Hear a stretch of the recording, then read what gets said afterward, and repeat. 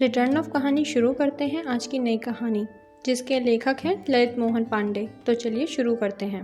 व्यक्ति अपने जीवन में चाहे जितनी उन्नति कर ले, यहाँ तक कि उन्नति के शिखर तक पहुँच जाए, यह उसकी व्यक्तिगत उपलब्धि तो कही जाएगी, लेकिन जिस प्रकार एक वृक्ष पर चढ़ने वाली लताएं उस वृक्ष के तने, टहनियों एवं पत्तों के सहारे उसकी शिखा तक पहुँच जाती है, ठीक उसी प्रकार एक व्यक्ति अपने माता पिता के त्याग और सहयोग के सहारे ही अपेक्षित सफलता को प्राप्त करता है। बचपन में माँ अपने वात्सल्य से अपने पुत्र को अभिसिंचित करती हैं और प्रथम शिक्षिका बनकर अपने बालक के भविष्य निर्माण की बुनियाद बनाती हैं। तुरुवर की छाया की भांति सिर पर पिता का हाथ रहता है, जो एक बालक को जमाने की हर बुराइयों से दूर रखकर एक सच्चाई का मार्ग दिखाता है। प्रत्येक माता पिता के मन में यही अभिलाषा होती है कि उसका पुत्र जीवन में एक सफल पुरुष के रूप में प्रतिस्थापित होकर उसके बुढ़ापे का सहारा बन सके। यही सृष्टि और समाज का नियम भी है। वह माता पिता बहुत भाग्यशाली होते हैं जिनके पुत्र श्रवण कुमार की भांति बुढ़ापे में अपने माता पिता की सेवा करते हैं। लेकिन इसी समाज में कुछ ऐसे दुर्भाग्यशाली माता पिता भी होते हैं जिनको यह अवसर नहीं मिल पाता है। सुखी माता पिता का आशीर्वाद ईश्वर के आशीर्वाद के समान संतान के लिए फलीभूत होता है। इसके विपरीत यदि माता पिता अपनी औलाद से दुखी होते हैं तो वह श्राप तो नहीं देते हैं, लेकिन उनकी व्यथित आत्मा की आवाज़ ज़रूर उस नालायक पुत्र को जीवन में ठोकर खिलाती है और यह एहसास दिलाती है कि तुमने अपने माता पिता की अवज्ञा की है। प्रभाकर के माता पिता भी उन सौभाग्यशाली लोगों में से एक थे जिनका पुत्र अपने बूढ़े माँ बाप का ध्यान रखते हुए पूरे मनोयोग से उनकी सेवा किया करता था। माता पिता के आशीर्वाद से प्रभाकर पोस्ट ग्रेजुएशन कर लेने के पश्चात अपने खुद के व्यवसाय को अपने जीविका का माध्यम चुना है। एक ब्रांडेड कपड़े की एजेंसी उसके पास है, उसमें अच्छी खासी आमदनी हो जाती है। प्रभाकर अपने माता पिता को बहुत प्यार करते थे।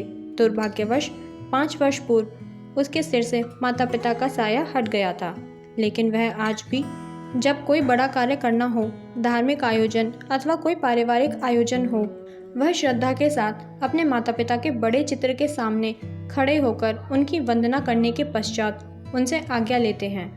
प्रभाकर की पत्नी सोनिया भी एक सुशील, कोमल स्वभाव की अच्छी संस्कारी महिला है, जो कदम कदम पर अपने पति का पूरा सहयोग करती हैं। माता पिता के इस संसार को छोड़कर चले जाने के बाद प्रभाकर बहुत दुखी हुए थे। वह अपने माता पिता के जन्मदिन पर उनको सम्मान के साथ याद करने के प्रयोजन से शहर में स्थित एक मशहूर वृद्धाश्रम में जाकर वहां रहने वाली बुजुर्ग महिला और पुरुषों को उनके आवश्यकता अनुसार गिफ्ट देकर फल और मिठाइयाँ बांटते हैं। उन वृद्धजनों को कुछ पलों की खुशियाँ प्रदान करने का प्रयास करते हैं। ऐसा करने से प्रभाकर को ऐसा आभास होता है कि जैसे वह अपने माता पिता के बीच में बैठकर उनसे हंसी मजाक कर रहे हों, जिससे उनको बहुत ही आत्मसंतुष्टि मिलती है। इस प्रकार वह वर्ष में 2 बार वृद्धाश्रम अपनी माता पिता के जन्मदिन के अवसर पर बिना किसी नागा के अपनी पत्नी और बच्चों के साथ अवश्य जाते हैं। वृद्धाश्रम में महिलाओं और पुरुषों के लिए रहने का उचित प्रबंध किया गया है। उस वृद्धाश्रम में लगभग 25 पुरुष और 15 वृद्ध महिलाएं रहती हैं। आज प्रभाकर के माँ का जन्मदिन है, इसलिए प्रभाकर ने एक दिन पहले ही वृद्धाश्रम की सभी महिलाओं के लिए साड़ी और प्रसाधन के सामान के साथ ही साथ फल और मिठाइयों की व्यवस्था कर ली है। सायंकाल के समय वृद्धाश्रम में महिलाओं के बीच अपने माँ का जन्मदिन मनाने के लिए वह तैयारी कर रहे थे। उन्होंने अपनी पत्नी सोनिया से पूछा कि तुम्हें याद है पिछली बार 15 महिलाएं ही थी ना? सोनिया: हाँ प्रभाकर, 15 ही थी, लेकिन उनमें से एक कम ही समझ लो, क्योंकि विगत 2-3 सालों से मैंने यह देखा है कि जब हम लोग महिलाओं से मिलने जाते हैं, उनमें एक वृद्ध माताजी हम लोगों के आते ही अपने कमरे में चली जाती हैं। वह कभी हम लोगों के साथ नहीं बैठती। उन्होंने अपनी कोई छोटी मोटी फरमाइश कभी भी हम लोगों से नहीं की। यह देखकर मुझे आश्चर्य हो रहा था कि आखिर वह ऐसा क्यों करती हैं। देखने में वह किसी संभ्रांत परिवार की लगती हैं। उम्र में लगभग 80 वर्ष की हो गई होंगी। चेहरे पर मांसपेशियां सिकुड़ गई हैं, लेकिन उनके गोरे चेहरे का तेज यह एहसास दिलाता है कि वह किसी अच्छे परिवार की महिला हैं। पता नहीं क्यों वह हम लोगों का बहिष्कार करती हैं। उनके मन में क्या दर्द छिपा है, यह वही जान सकती हैं। आपने उनकी तरफ शायद ध्यान नहीं दिया है। लेकिन मैंने इसका 2-3 बार एहसास किया है। इस बार चलिए मैं आपको उन्हें दिखाऊंगी। उनको देखकर मुझे बहुत दया आती है। बेचारी पता नहीं कौन सा दर्द मन में दबाए हुए हैं। सायंकाल प्रभाकर अपनी पत्नी सोनिया और बच्चों के साथ गिफ्ट और मिठाइयाँ तथा फल लेकर खुशी खुशी वृद्धाश्रम में निवास कर रही वृद्ध महिलाओं से मिलने पहुंच गए थे। प्रभाकर और सोनिया वृद्धाश्रम में निवास कर रहे सभी वृद्ध महिलाओं और पुरुषों से कोई अनजाने नहीं थे। उनके पहुंचते ही सारी महिलाएं प्रफुल्लित होकर प्रभाकर और सोनिया के पास इकट्ठा हो गई थीं। कुछ महिलाएं बच्चों को स्नेह के साथ प्यार करने लगीं, लेकिन उन्हीं महिलाओं में से एक महिला उठकर अपने कमरे में चली गई। सोनिया ने प्रभाकर को इशारा करके दिखाया कि यही माताजी हम लोगों के आने पर कमरे में चली जाती हैं। प्रभाकर ने वहां उपस्थित अन्य महिलाओं से इसका कारण जानना चाहा।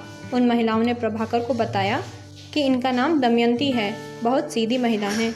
अपनी औलादों से उपेक्षित तो हम लोग भी हैं, लेकिन उसके पुत्र और पुत्रवधू ने इसके साथ बहुत बड़ा धोखा किया है। इसलिए जब भी कोई पति पत्नी हम लोगों से मिलने आता है, अक्सर वह अपने कमरे में चली जाती है।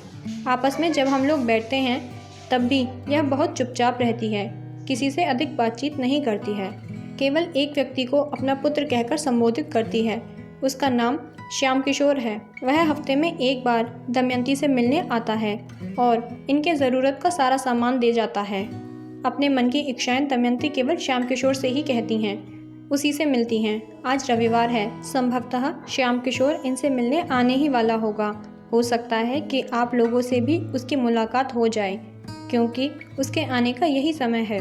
प्रभाकर और सोनिया ने सभी महिलाओं को गिफ्ट बांटा और फल और मिठाइयाँ वितरित की। माहौल खुशनुमा हो गया। वृद्धाश्रम में कोई विशेष ख्वाहिशें नहीं रह जाती हैं। उनकी मुख्य तमन्ना केवल यही होती है कि कोई उनको अपनेपन से बात कर उनका सहारा बन सके। इसलिए कहा गया है कि बालक और वृद्ध एक समान होते हैं। जब बच्चे छोटे होते हैं, माता पिता अपने संतान की हर ख्वाहिश पूरी करने के लिए जी जान लगा देते हैं। यही अपेक्षा माँ बाप की वृद्धाश्रम में अपने संतान से होती है। हंसी मजाक का दौर शुरू हो गया। इसी बीच प्रभाकर ने सोनिया से कहा कि हम लोग यहाँ वृद्ध महिलाओं की नीरस जिंदगी में कुछ पल के लिए खुशियाँ देने के लिए आते हैं, लेकिन माताजी कमरे के अंदर चली गईं। चलकर हम लोगों को उन्हें मनाकर बाहर लाना चाहिए। प्रभाकर और सोनिया कमरे के अंदर चले गए। दमयंती जी अपने बिस्तर पर दुखी मन से बैठी हुई थीं। उन लोगों के कमरे में प्रवेश करते ही वह कुछ असहज होते हुए अपने बिस्तर से उठकर खड़ी हो गईं। प्रभाकर ने उनसे कहा कि माताजी, आप बैठी रहिए। हम लोग तो यहाँ आप लोगों के जीवन में कुछ पल की खुशियाँ देने ही आते हैं, लेकिन हम लोगों ने यह देखा कि हमारे आते ही आप कमरे के अंदर चली जाती हैं। इसके पीछे क्या कारण है, मैं उन बातों को जानना नहीं चाहता हूँ, लेकिन हम लोग आपको लेने आए हैं। चलिए बाहर और देखिए, सभी लोगों के बीच में हंसी मजाक और प्रसन्नता का वातावरण है। आपका भी मन कुछ पल के लिए ही सही प्रसन्न हो जाएगा। इतना कहते ही दमयंती जी के आंखों से आंसू छलक आया। वह कुछ बोली नहीं, शांत खड़ी रहीं। इसी बीच में कमरे में किसी के अंदर आने की आहट सुनाई दी। कहानी सुनने के लिए धन्यवाद। यह इस कहानी का प्रथम भाग था। इसके और भी भाग सुनने के लिए आप हमें कमेंट करके ज़रूर बताएं। और साथ ही अगर ये अच्छी लगी हो तो लाइक कीजिएगा और चैनल को सब्सक्राइब कर बेल आइकन ज़रूर प्रेस करें। धन्यवाद।